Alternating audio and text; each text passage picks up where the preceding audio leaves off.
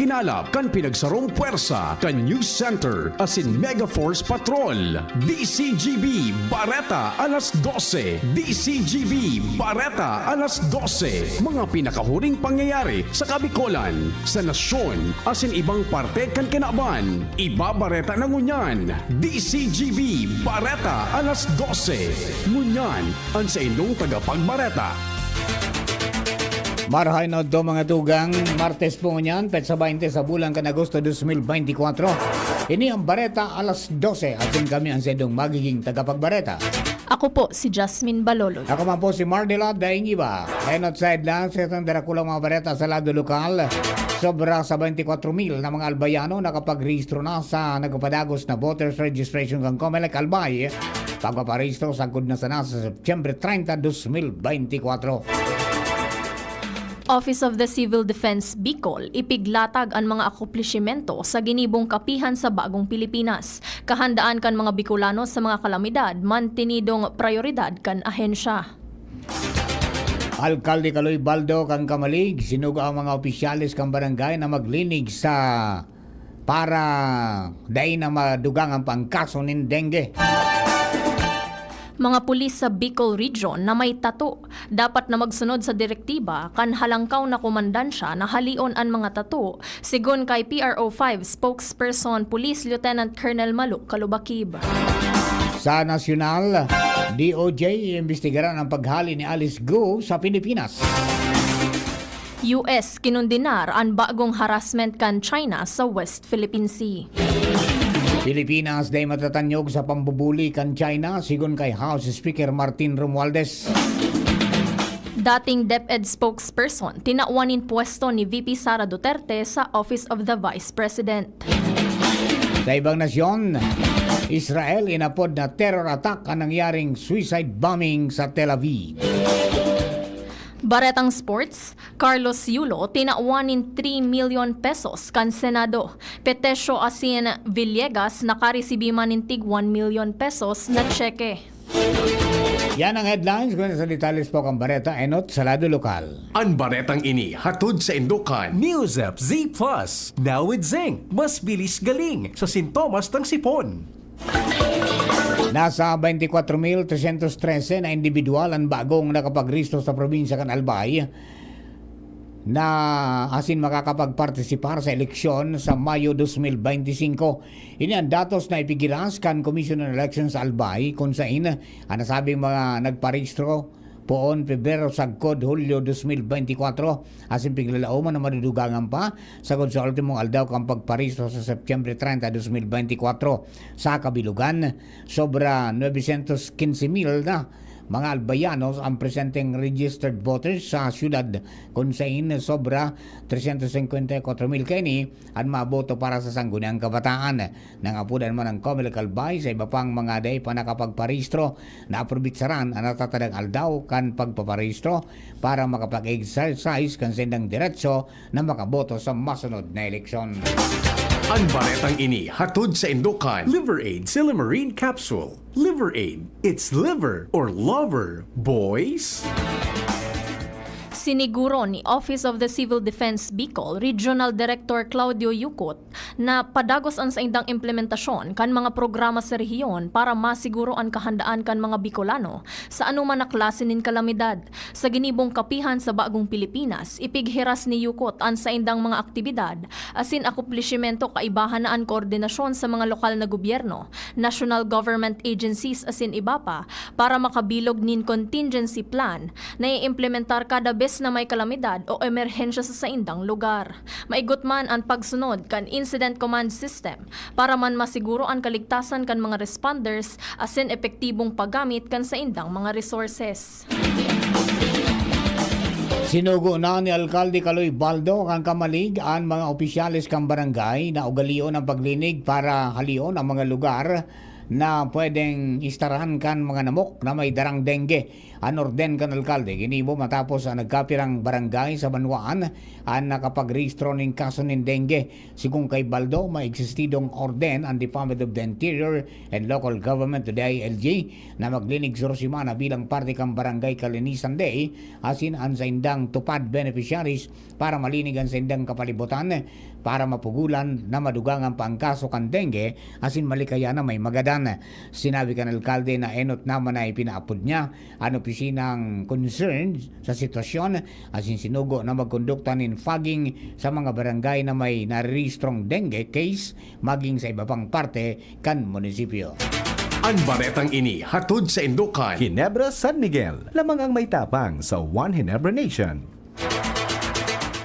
Ang gabos na mga kapulisan sa Bicol Region na may tatuan kaipuhan na magsunod sa ipinaluwas na direktiba kan halangkaw na komandansya na haralion ang mga ini. Ini anagin pahayag ni Police Regional Office 5 spokesperson Police Lieutenant Colonel Maluk Kalubakib kung sain sa iyang ipinaliwanag na puon sa aplikasyon kan mga gustong magpulis. Parte kan proseso ang pag-inspeksyon sa gabos na parte kan lawas kung sain maigot na ipinagbabawal.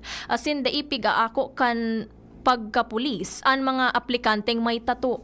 Sigun kay Kalubakib, ang pagpapatato ang nakakaapektar sa dugo kan sarong persona kung saan daisindang pwedeng magpartisipar sa mga blood donation asin cleanliness kan sarong empleyado kan gobyerno alagad pigre-respeto maninda an art kan mga personang igwa kaini. Ipinaliwanag man ni Kalubakib na basado sa iyang informasyon ang mga pulis na may tato ang kaipuhan na mag-execute nin affidavit kung saan na parte kan sa indang lawas asin gurano kadakulaan sa indang tato alagad bilang empleyado kan gobyerno dapat sindang magsunod sa ipigpapasunod na pulisiya. Pigalat na sana kang Bureau of Fisheries and Aquatic Resources Bicol ang pinal na schedule para sa inaugurasyon kan Maritime Hatchery sa Barangay Pantaw sa Libon, Albay. Ini ang kinumpirmar ni BFAR Bicol Regional Director Ariel Pioquinto kung saan handa na ang nasabing pasilidad matapos na mapatrabaho naman ang nag-collapse na parte kan hatchery. Sinabi ni Pioquinto na ang pasilidad magkakatabang para mapadakol ang produksyon ka mga similya kan mananlain na sira na magkakatabang sa hanap buhay ka mga residente sa munisipyo asing kataraning na lugar. Piglalauman na mag-abot ang inaugurasyon kay ni o maabot sa inaugurasyon kay ni sinda Department of Agriculture Secretary Francisco Tio Laurel Jr. as in BFAR Director Isidro Villayo. Nakakuaan Bicol University nin 100% passing rate sa kakatapos pa sa ng August 2024 Psychometrician's Licensure Examination. Asin saro digdi ang kaibahan sa top-notcher. Ini ang maugmang pinag-anunsyo kan universidad kung sain hali sa 33 na mga graduate digdi, gabos ini ang nakapasar asin nakuha ni Thea Marie Sales ang pagiging top 10 na may 85.50% na rating. Sa kabilugan na 10,717 na nagkuha kan eksaminasyon, 7,478 digdi ang nakapasar na may 69.78% national passing rating. Sa iba pang baretang lokal, nagkondukta na ng orientation ang mga personalis kan Department of Social Welfare and Development o DSWD Bicol sa mga opisyal kan 7 munisipyo sa Camarines Sur na magiging benepisyaryo kan Project Lawa at Binhi kan ahensya. Sigon sa DSWD Bicol, kaibanan sa mga ipiglatag ninda na sakop kan implementasyon kan programa asin ang mga polisiya para digdi kung sa piglalauman na maabot man sa 2,700 hali sa mga nasabing probinsya at mabibenepisyaran kay ni ang Project Lawa at Binhi sarong proactive asin sustainable approach kanahensya na masimbag sa gutom asin mamitigar ang economic vulnerability sa pagikang pagsimbag sa kakulangan ng pagkaon asin tubig na mas pinalala pa kan sitwasyon kan panahon. 5 mga miyembro kan kasurog CAPS kan Police Regional Office 5 ang tinaawanin rekognasyon kasuhapon kasabay kan ginibong regular na flag raising ceremony sa laog kan Campo General Simeon Ola sa Legazpi City. Tinaawanin medalya ng kagalingan sinda Police Captain Jerome Despig, Police Staff Sergeant Jonathan Colinares, Pat Christopher Dan Garcia, asin Pat Lexter Tabiraw, mga miyembro kan Catanduanes Police Provincial Office. Mantang medalya ng ugnayang pampulisya ang itinao naman kay Police Captain Benjamin Buukan para sa marhay na pakikipag-koordinar sa komunidad bilang parte kan sa indang Police Community Relations. Katuyuhan ka nasabing pagmidbid ang pagrekognisar sa mga naging signifikanteng akomplishimento na nagpapahiling kan sa indang mandato asin core values, arog kan service, honor asin justice. Magatugang primerong parte yan, kambareta alas 12 bareta sa lado lokal, kambareta niya to sa lado nasyonal, ibang nasyon sports sa sinibapa, makalis lamang po kani.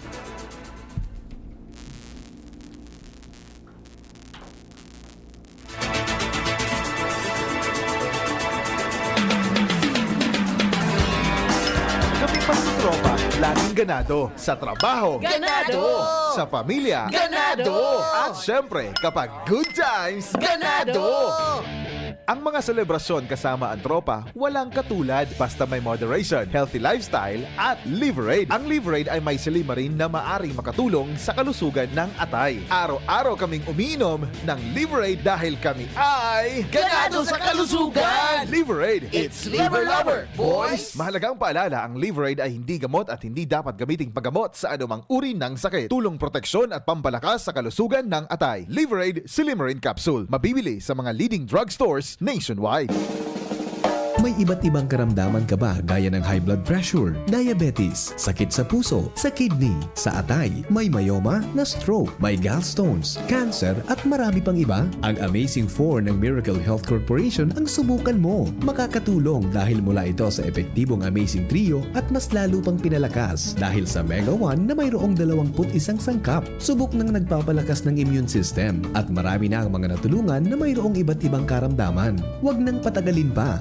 At magpakonsulta. Maaaring pumunta kay Doc Joey Bitito sa Barangay 18, Cabangan West, Legazpi City, kaharap lang ng Bangko Sentral ng Pilipinas. O tumawag sa 0998-975-8121 or 0917-853-8933 para sa free consultation sa natural medicine. Mapapanood din ang serbisyong natural, kalusugan at bayanihan sa YouTube channel at sa Facebook page na Doc Joey Bitito.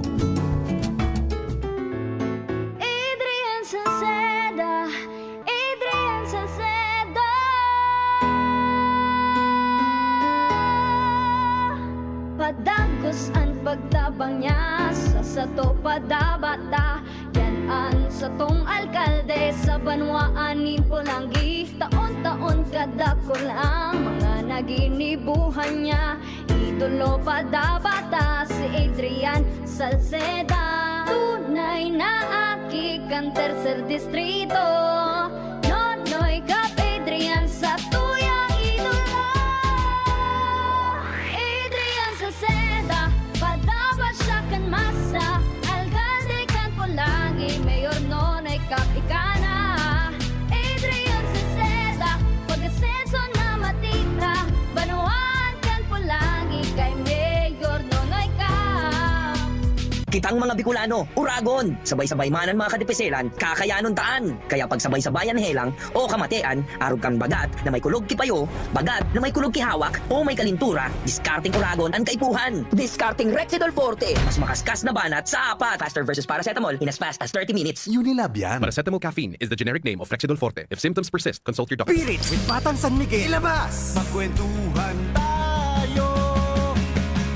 Hirit na, ilabas mo. Makikinig ako. Hirit na, ilabas ang kwento. Mag San Miguel tayo. Hirit na, ilabas mo. At San Miguel kay Pilsen, sarap laging kasama. Drink responsibly. Ang San Miguel Pale Pilsen 320 ml, 40 SRP lang. Ang Grande, 105 SRP lang. Bili na! Drink responsibly. Ubo, plemang nakabara, hirap sa paghinga. Dapat may dalang ginhawa. Kaya lagi kong bitbit, Plemex Forte Capsule. Ang Plemex Forte Capsule ay gawa sa halamang lagundi. Ginhawa sa ubo at hika. Magaan dalhin, madaling inumin. Plemex Forte Capsule. Basta lagundi, Plemex. Vitex Segundo L is the generic name of Plemex Forte. If symptoms persist, consult your doctor. Tanggal ang plema, tigil ang ubo. Maluwag ang paghinga sa Plemex Forte. Basta Lagundi, Plemex! Ang Plemex Forte Lagundi capsule ay mabibili sa pangunahing butika o drugstore na malapit sa inyo. Inihahatod sa inyo kan Department of Environment and Natural Resources, Regional Office Number 5, ang programang Kapalibutan Ta at Tamanon Ta. Kapalibutan Ta at Tamanon Ta. Programang magtataon ng impormasyon asin kaaraman, manangod sa satuyang kapalibutan, asin sa mandato kan Department of Environment and Natural Resources. Sa tung hinanyugon, kada Huwebes alas 11 sagkod alas 12 nin pagkaudto, Kapalibutan Ta at Tamanon Ta. Hatod sa inyo kang DENR Regional Office 5 asin kan istasyon na ini.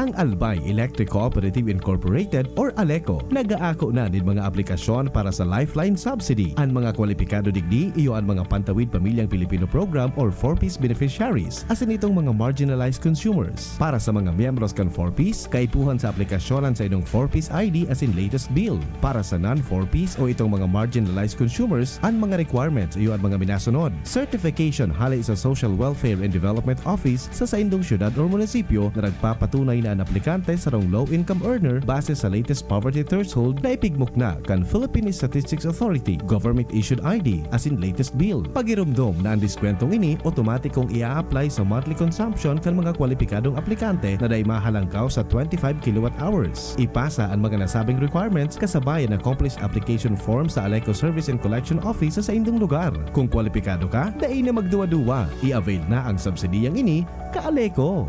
Nagtatabang na puong bata ito, sinda kita ika-ako biko, na makita ang totoong serbisyo. Hanggang ngayon ako biko lang sa puso ko. Igwang tabang sa turismo asin pag-asenso, may mga scholar na nagkaigwang trabaho, kadakol na mga naginibo, lalo sa mga para o matius na pamilya pa. Senior citizen asin ka-hobenesan yan. Ang AKP, Ako Bicol. Ako Bicol Party List. Katabang na, kasurug pa. Surf! Surf Active Clean Instant Galing. Instant ang white, instant ang bango. Mula babad, instant white, instant bango. Whitens in as fast as 1.5 minutes. Based on internal technical tests on cotton after one wash, results may vary. Surf Active Clean Instant Galing. Surf Singaling ng mamahalin. Versus Brand X based on technical tests on polyester. Okay ka na, Nay? Yes, anak. Bumuti na ang pakiramdam ko. Ay, salamat. Kaya pagdating sa gamot, tiwala ako sa Actimed. Napakagaan pa sa bulsa. Up to 85% ang natitipid ko sa Actimed kumpara sa branded na gamot. Kaya may extra tayo today. Tara na, ipasyal tayo. Ay, salamat sa wise kong anak. Salamat sa Actimed Quality Generics. Diyan lang yan sa Generica Drugstore. If symptoms persist, consult your doctor. Get 20% off on Wise Deals. Punta na sa Generica Drugstore. See posters and print ads for more details. For DOH FDA, CDRR permit number 0176, series of 2024. Dahilan kaya lamang ang may tapang, pinakalang dehado yung palalyamado. Ito ang tunay na never say die. Saya ng dharma ay tunay.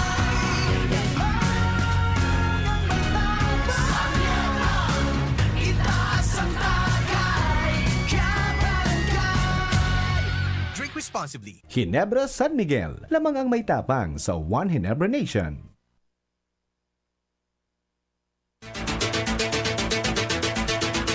Sa baret na nato sa lado nasyonal, imbestigaran kan Department of Justice o DOJ kung nakahali na mananggad nin Pilipinas si dating Bambantan Lac Mayor Alice Gu.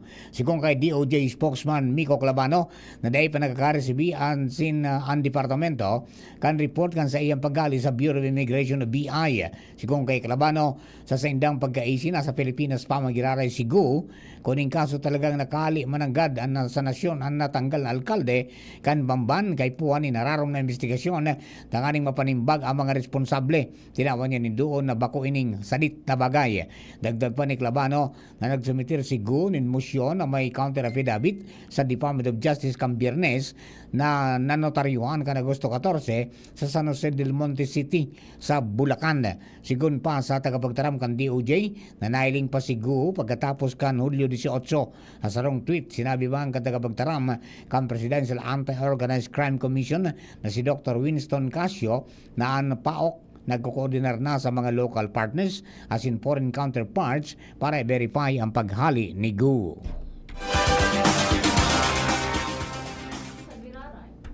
Sa giraray na nanindugan as sinagtaonin suporta ang Estados Unidos sa Pilipinas, kasunod kan panibagong aggressive maneuvers kan China Coast Guard o CCG sa duwang barko kan Philippine Coast Guard o PCG sa West Philippine Sea. Sa sarong pahayag, kinondenar ni US Ambassador to the Philippines, Mary Kay Carlson, ang panibagong harassment kan CCG na nagresulta sa pagkaraot kan BRP Bagakay as in BRP Cape Engaño. Suhay sa ley, asin peligroso ang ginibo kan CCG na nagbugtak sa peligro sa mga Pilipinong crew kan PCG. Siniguro man kan Estados Unidos, ang mantinidong responsibilidad kaining siguruhon ang kaligtasan asin seguridad kan maritime domain asin ang pagsuporta sa diretsyo kan Pilipinas sa irarom kan international law. Day matatakot ang Pilipinas sa panibagong pambubuli na ginibo kan Chinese Coast Guard o CCG sa West Philippine Sea o WPS na nagresulta sa pagkaraot kan duwang barko kan Pilipinas o kan Philippine Coast Guard. Ang violenting aksyon kan China Coast Guard direktang pagtimak sa soberanya asin pagsuway sa international law, partikular sa United Nations Convention on the Law of the Sea o UNCLOS na parehong signatories ang Pilipinas sa China, sigung kay House Speaker Martin Romualdez. Sigung kay Romualdez na bako magayon ang ginibo kan China na pwedeng magresulta sa mas dakulang trahedya. Nangapudan man si Romualdez sa international community na magtumar parte sa violenting aksyon kan China na nagsiserving patakot sa estabilidad kan riyon asin sa katalingkasan na makapaglayag sa lugar. Nangapudan man si Romualdez sa China na pundunan illegal na pigigibo kay ni. Makusog na kinondenar ni House Speaker Ferdinand Martin Romualdez ang panibagong suhay sa ley asin agresibong aksyon kan China Coast Guard o CCG sa West Philippine Sea kung sain binunggo kaini ang duwang barko kan Philippine Coast Guard. Tinaawanin doon ni Romualdez na anasabing lakdang kan CCG direktang pagsuwag sa soberanya asin garapalan na bayulasyon sa international law, partikular sa United Nations Convention on the Law of the Sea o UNCLOS, kung sain parehong nagpirma ang Pilipinas asin China. Sigun kay Romualdez, padagos na pigsusulong kan Pilipinas ang katrangkilohan asin estabilidad sa rehiyon alagad ang mga ultimong insidente na kagigibuhan kan CCG makahadit asin nagpapagirumdom kan tensyon sa West Philippine Sea. Tinaawanin doon ni Romualdez na dapat punduhon na kan China ang mga illegal na aksyon na nagdadaranin peligro sa mga buhay kan mga naglalayag asin nagsusuhay sa pangkinaba na polisiya. Katakod kaini nangangapodan si Romualdez sa mga kaalyadong nasyon na tutukan ang pagsiguro sa epektibo na magkakanigong ley asin West Philippine Sea kung saan dapat na maipautob ang libreng pamamahayag. Ikimbestigaran na kan Department of Social Welfare and Development o DSWD ang mga naresibing report na pigsasabing tampiring ka mga family food packs na pigdistribuir kanahin siya. Sigung kay DSWD Secretary Rex Gatchalian, enot nang nakaresibin ng reklamo na siya may kinaraman sa tampiring arog kan day pagtatauning kompleto kan laog kan food packs asin iba pang kaparehong reklamo. Sigung kay Gatchalian, lalapagon ka na siya ang mga individual na nagigibo ka na sabing sistema. Waranin si Isayma na may diretsong bawasan o tanggalon ang laong ka mga food packs. Sinabi niyang ang mga FFP boxes may kaibanan na DSWD seal, may nakabugtak na listahan ka mga laog kay ni sigun pa sa secretary na ang lambang box may laog na 6 kilo ng bagas, 4 na pidaso ng canned tuna, 2 canned sardines, 4 na pidaso dason in corned beef, 5 sachet kan 3-in-1 coffee, asin 5 sachet nin cereal drink. Sinabi niyang dapat na eksakto ang laog ka mga FFP boxes na makuha ka mga biktima. Kuning kaso man na kulang, piging ganyan kan opisyal ang mga benepisyaryo na i-report ini sa mga local office kan DSWD. Wara ng tiwala si Senator Risa Hontiveros na mabuelta pa nin Pilipinas si dating Banban Tarlac Mayor Alice Guo o Guo Huaping. Ini matapos na ibulgar ni Hontiveros na nakadulag na paluwas ni nasyon si Guo base sa impormasyon na nakalap asin itinaos sa iya kan NBI kung saan Hulyo 18 ini nagduman sa Malaysia asin nagbalyuman sa Singapore. Sinabi ni Hontiveros na ingkaso man magbalo si Guo na magbuelta sa nasyon, madakop man lugod ini. Pero daing kumpiyansa ang senadora na magbalo pang magbuelta ni nasyon si Guo asin mas dakula pa ang tsansang dagos na ining magrayo. Sinabi pa niyang nagibo na ni Alice Guo na lukohon sa laog nin sarong bulan ang mga autoridad sa paghuna na yaon pa siya sa nasyon kaya ngunya na nabulgar ang paghali ka ini garong malabo na ining magbalik pa. Sa bareta niya to sa ibang nasyon, inapod ka ng Israeli Police as in Security Agency na Shin Bet na sarong terror attack ang nangyaring pagsabog sa Tel Aviv kana kaaging banggi. Ang nasabing pagsabog inako kan Al-Qassam Brigade kung saan at sarong klase nin suicide bombing ang nangyari na ikinalugad din kadakol na biktima. Matapos ang insidente, tulos na nagkondukta ng pagrekisa sa investigasyon ang mga kapulisan sa lugar. Sinabi kan Hamas na ang martyrdom operation dinara sa koordinasyon kan Palestinian Islamic Jihad's armed wing na Al-Quds Brigade. Baretang Sports, tinauan kan Senado nin Senate Medal of Excellence sa Paris Olympics, double gold medalist Carlos Yulo, asin tinauan man nin 3 million pesos ang monetary reward. Magin sina bronze medalist Nesty Petesio asin Ira Villegas, tinauan man nin kaparehong onra asin tig 1 million pesos na tseke. Ipinag-orgulyo asin luduhan kan bilog na nasyon ang mga atletang Pinoy na nagpartisipar sa Paris Olympics. Mensahe ini ni Senate President Chis Escudero kasabay kan pagtaonin onra sa gabos na Pinoy Olympians na nakipaglaban sa Paris Olympics. Sinabi ni Escudero na nagtaos sindanin pag-asa asin inspirasyon sa mga namamanwaan sa tahaw kan kinakaatubang na hagyat bilang sarong nasyon. Sigon kay Escudero, apwera sa onra na inuli para sa nasyon na imarka maninda ang solidong posisyon kan Pilipinas sa world sports.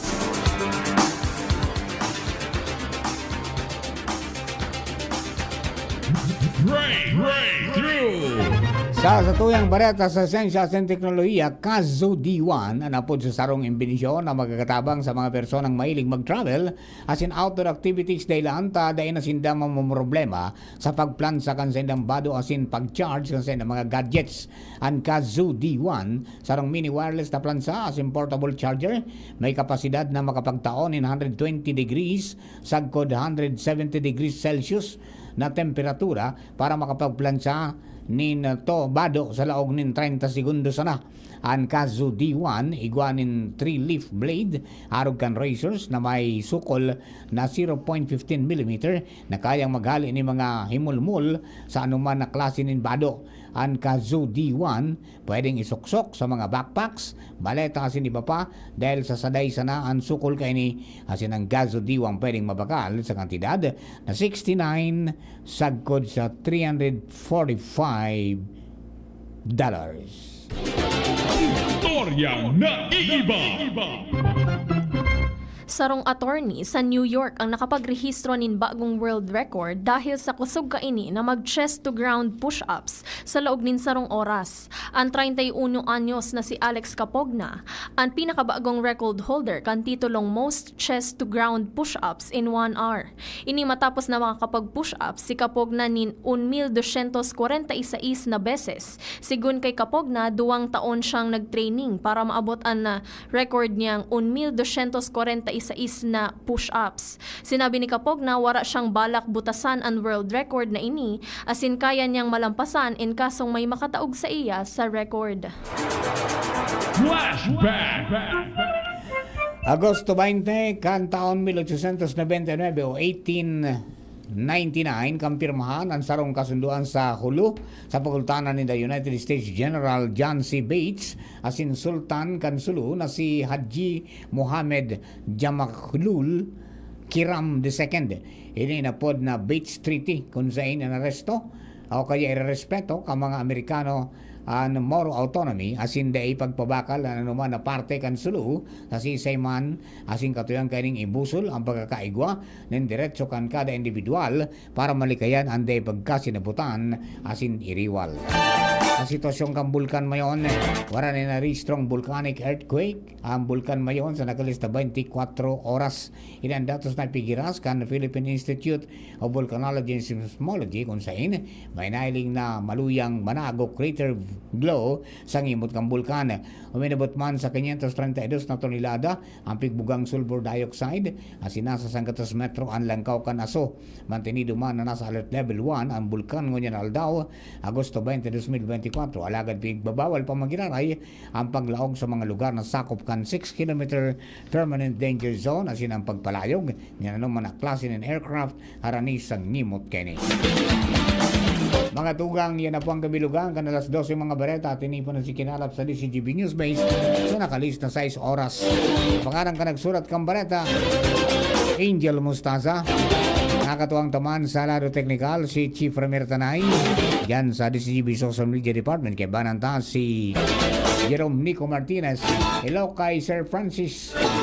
Asin si Shirley Antiquera Bolaños. Good afternoon po. Asin sa kabos po nagkantabay 729 kilos sa pitang kamang radyo. Kami po ang sino mga naging tagapagbareta. Ako po si Jasmine Balolo. Ako man po si Mardela Dayang Iba. Thank you for keeping us company. God bless the Philippines. Sa indong nadangog ang mga darakulang bareta ngunyan aldaw. Ang tabayan ng giraray sa aga ang sarupang edisyon kan DCGB Bareta alas 12. Abangan ang masunod na programa. Experience a night filled with extraordinary joy, love, and inspiration through music and praise. Experience God's love in a beautiful way. Nasa iyong palad ang iyong likha. Come, celebrate your faith and receive God's more with the Expand Worship Celebration 2024, a benefit worship concert with Brother Bo Sanchez, our renowned motivational speaker, Catholic lay preacher, book author, and founder of the Feast and Light of Jesus Family, along with Brother Alvin Barcelona and Brother John Escoto, happening on August 24, 3 p.m. onwards at the Ibalong Center for Recreation, Legazpi City. Tickets are available at the LCC Business Center near you. Visit, like, and follow The Feast Bicol for more details and promos. Brought to you by The Light of Jesus Family, The Feast Bicol Community. Madya, makisumaro, magresibi. Be part of this bigger mission, and together, let's receive God's more. Hashtag Receive Expand Worship